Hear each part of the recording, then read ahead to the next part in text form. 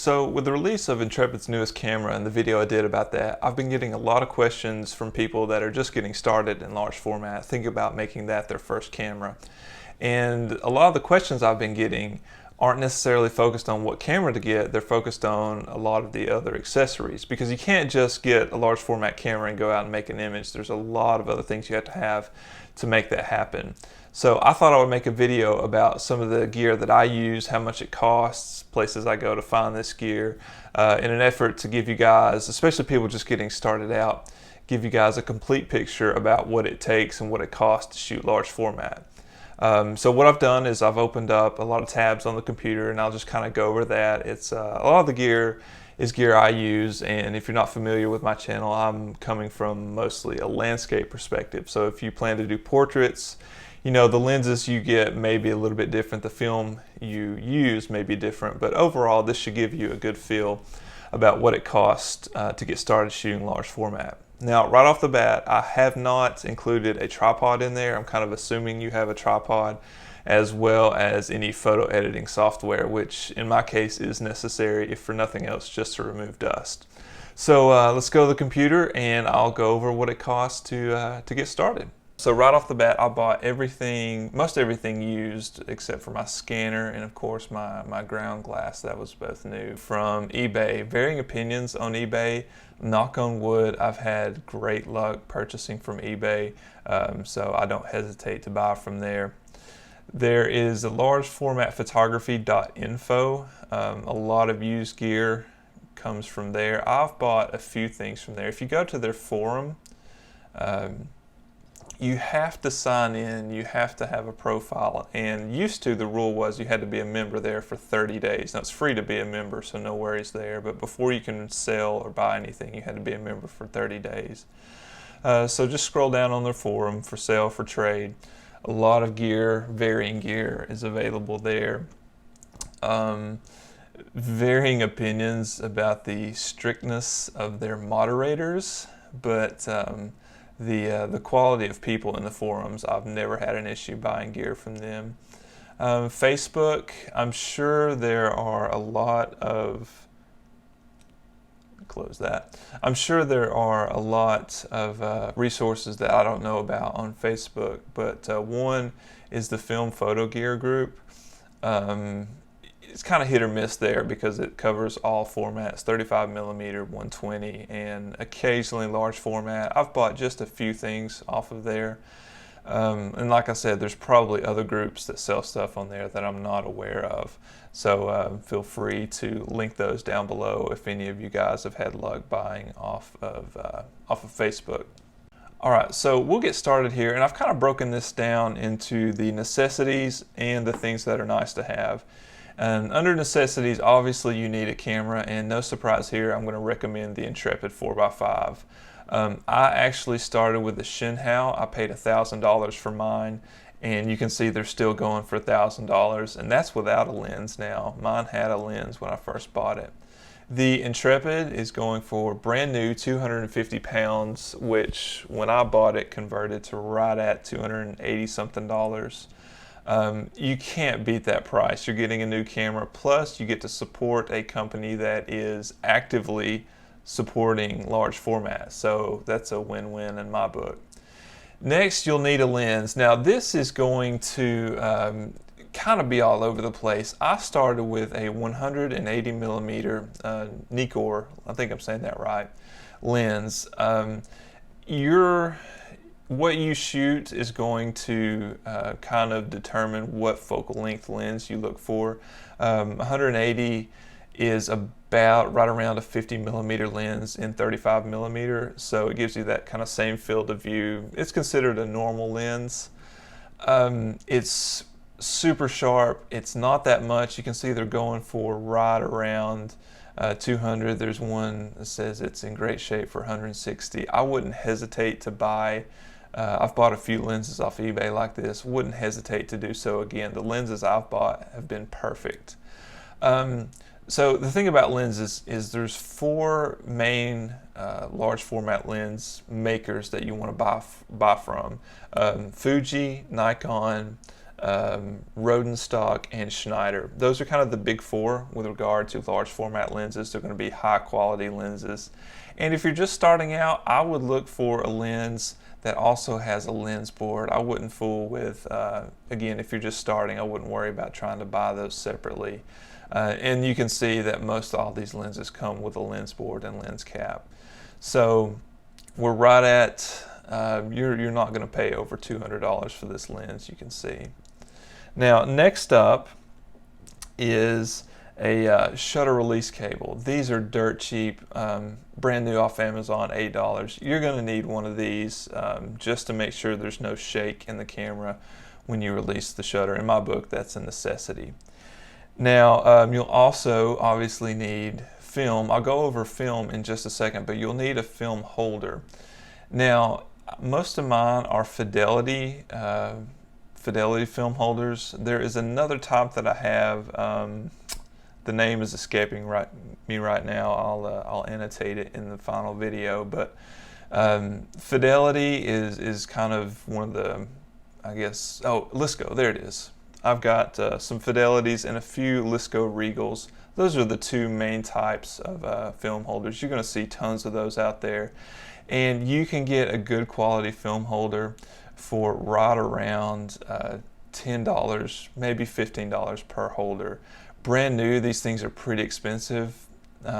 So I would definitely search used for these.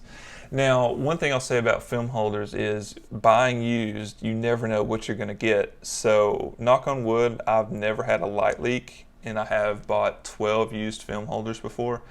But you're definitely going to want to test these out before you take them on any trips or shoot anything important with them. Test them out for light leaks. But like I said, I've been very fortunate. I've not had any light leaks, and the ones I bought from, they're people, with one exception, I knew one guy I was buying from, but the others I didn't know, and they were in great shape. Now, technically at this point, you could go and make an image. You load film into the film holder, and you could go and make an image. Now, what's your shutter speed going to be? You could be kind of risky and use your digital camera for that, or you could maybe, if it's a sunny day, use the sunny 16 rule. But I'm going to add one more piece of gear to the necessity list, and that is a light meter. Now, this is where you're going to have to spend a little bit of money. I have a Sekonic L558, and I was shocked to see when I was making, kind of doing my notes for this video, there are not a lot of those on eBay. In fact, there's only these two, what I could find. This one is bidding. It's one bid for $177. I think I paid $250 for mine. But with light meters, especially if you're shooting landscapes, you're going to want this this spot meter function, because oftentimes you can't just use incident light. What you're shooting may be far away, and so there's no way to use this bulb meter. So really, if you're using landscapes, if you're shooting landscapes, you need this spot meter. Now, if you're only doing portraits, or you know you're going to be close to the light that you're shooting in, you can spend quite a bit less money and only get a meter with an incident bulb. But again, with what I shoot, you've got to have a spot meter. I think I paid $250 for mine, and I would buy it again. I would get this same model. They've come out with at least 2 versions since then, both significantly more expensive, and these are very pricey, brand new. So definitely look used for a light meter. So those are the necessities in my book. You've got to have, obviously, camera, lens. You've got to have film holder, a way to trip the shutter, and a way to meter for that. Now, let's go to things that are going to be nice to have. And the first item on that is a loop. I have this Peak 4X loop. I paid $80 for mine, and they've really gone up in price. I couldn't find them under what I paid for it. New, they're $93, and used just about the same price. This is a 4x loop. I actually bought a 10x loop, and it's completely unnecessary, at least on 4x5 in my opinion. 4 gives you plenty of magnification, but you're going to have a loop if you really want the best sharpness you can get as you're focusing. So this is almost a necessity. Like I said, technically you can take an image without this, but you're going to want a way to zoom in on that ground glass to make sure everything is in focus. Next thing that's nice to have is going to be a focusing cloth. Now, I've kind of debated on this as I've gone through the process of lightening my load to backpack with large format gear. This is one of the things that went. This is one of the things that I got rid of, because when I'm out backpacking, I'm just going to use a coat. I'm going to throw it over my head, use a jacket or a shirt or something, and be fine with it. But if I'm only walking a short distance, these are nice to have. Like I said, the ground glass, even in with the best ground glass, you're going to come across circumstances where it's really dark. So you need to cut out all outside light in order to see what you're composing. These range in price. I bought mine, I think, off large format, the large format forum. I paid $50 for one that has sleeves, and honestly, the sleeves where you can stick your arms in, that's a complete gimmick. Don't look for that. Just look for something you can drape over the camera in your head. If you want to make one and save a little money, go for it. These don't have to be high quality. Like I said, you just need something to block out the light just a little bit.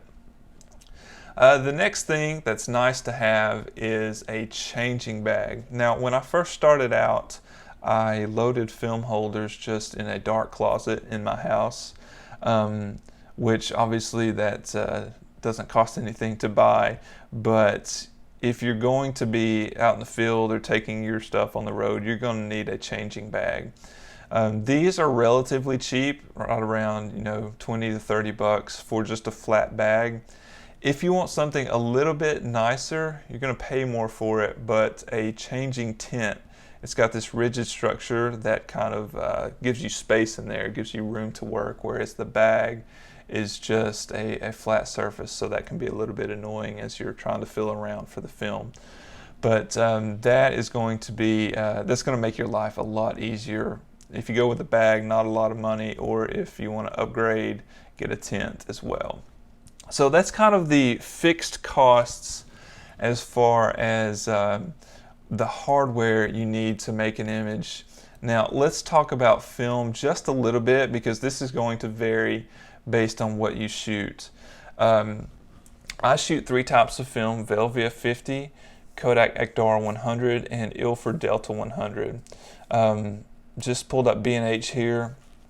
Delta 100 is you get 25 sheets per pack, and right around $35. So I'll talk about developing in just a second and processing, but that's right around, I don't know the math, let's call it $1.33 per sheet. So black and white film is not very expensive. Scroll down here to, where did I see? Ektar. 10 sheet box is 35 bucks, so a little bit under $4 per sheet. That's actually a really good deal for the quality that Ektar gives you. I'm always surprised at the price of Ektar. We'll get to Velvia 50 in just a second. Velvia 50 is not available to purchase in the US. You have to go overseas to buy that. Velvia 100, however, is still available, and for a slide film that's still being produced and distributed in the US, honestly, 70 bucks for 20 sheets, not that bad, just under $4 per sheet. Velvia 50, the going rate, you have to buy these from Japan on eBay or on Facebook. There's actually a buyer's group. I don't have the name of that right off the bat. Hang on, let me look that up for you. I think it's just called Velvia 50. Yeah, the Velvia 50 4x5, 8x10 Acros, not Valve.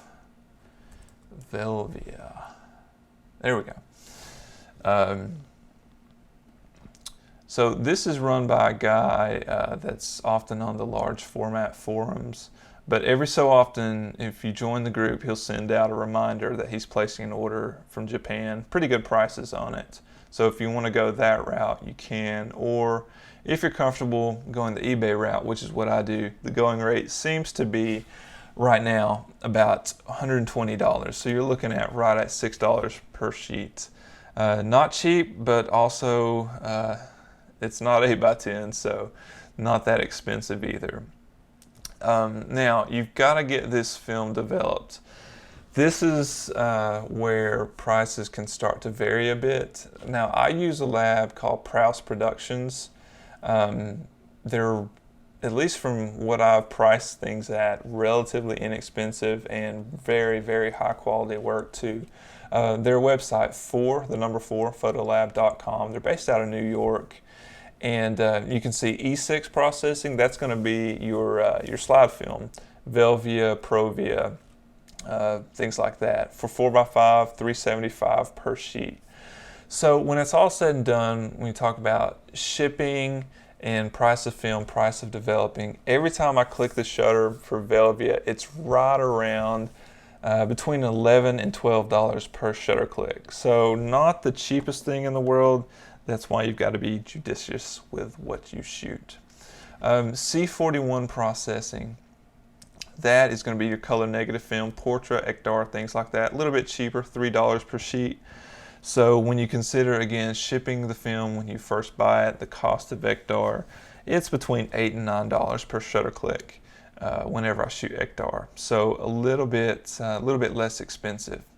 Now I actually develop all of my own black and white film, but if you want to have someone else do that, you can see they are right at $3 1/4 per sheet of film. So pretty expensive for black and white film, considering what it can be developed for.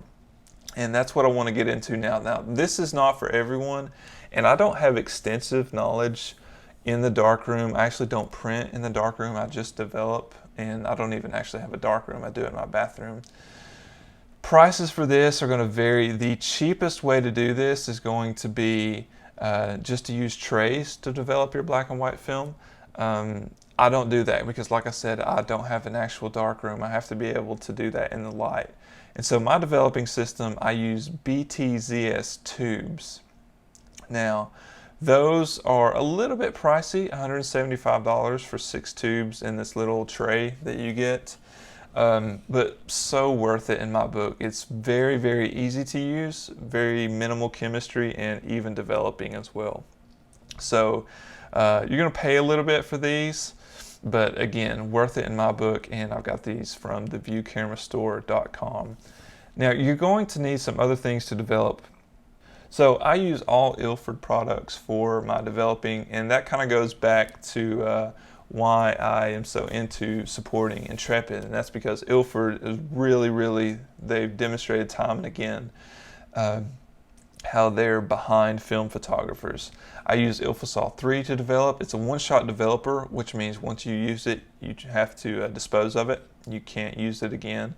For 500 milliliters, it's $9, and I also use Ilford Rapid Fixer, $10, and Ilford Stop, which is $6.50. So you can see the chemistry for this is not expensive at all. And honestly, this stuff goes bad after a few months after you've opened it. I've never shot enough to use a complete bottle of anything. So this stuff will last you a long time. I think I did the math once, and at the rate that I shoot, it costs about $1/4. The chemistry costs about $1/4 per sheet to develop. So it's very simple, not very expensive. I highly recommend developing your own black and white film. Other considerations for the darkroom: you're going to need some trays. Even if you don't tray develop, you're going to need some way to stop the developing and to also fix the film once you pull it out of those tubes. These are really cheap. You can find them cheaper. You don't even have to buy these if you want to get an aluminum cake pan, or if you have these in your house already. These aren't necessary to buy, but you can see the prices there, not very expensive. You're going to need a way to measure your chemistry. I just bought some plastic graduates. Again, not expensive, $18 for a variety pack here. That's what I bought, I think. And again, you may already have this in your house. Not very expensive. So it's not going to add a lot of cost if you do have to buy them. Last consideration is, how are you going to get your film into a viewable image? Now, this is the stage where I transfer from an analog process to digital. I scan all of my film, so I really can't speak to how much it is to create your own prints. A scanner is going to cost you some money. This is another area we're going to have to spend money, and it's also an area where I don't recommend buying used. I bought a new scanner. I've got an Epson V700. They've since changed it to the V800. Same exact scanning hardware with the exception of the light. Minor difference there. But the reason I don't recommend buying this used is because, one, getting it shipped, you may jostle the scanner a little bit, and that scanner has to be so precisely focused for you to get a sharp image with your film. So it could get bumped in shipping, and also you just don't know the condition, how the person treated it. So this is one area where I do recommend buying new. And you can see the prices here on Amazon new. Occasionally those will go on sale, so be on the lookout for that. The alternative to that, if you don't think you're going to be shooting a lot, or if you don't want to drop, $700-800 in a scanner right off the bat. Okay, obviously you can get a lab to scan for you. Prices are going to really vary here. If you get them a true drum scan, you're going to be paying several $100 for the top of the line scan you can get. And scan, the price varies in the size, the quality you get it scanned at. You can see the prices here at the lab that I use. Honestly, I think my first 2 or 3 sheets of film scanned, and then that was it. After that, I bought a scanner and did everything myself. If you read reviews of the Epsons, I was kind of hesitant because the reviews are not that great, but I've had great success scanning. I highly recommend it. And you can always get stuff drum scanned later if you decide you want to bump up in quality. So guys, I hope this helped. I know there is a lot of extra stuff you have to buy when you're getting into large format, so take all this into consideration. But in my opinion, well worth it. And hopefully this will give you guys an idea of what you need shooting in the future. If you like this video, you know what to do. Leave a comment, leave me a thumbs up, maybe subscribe if you haven't, and we'll talk to you next time.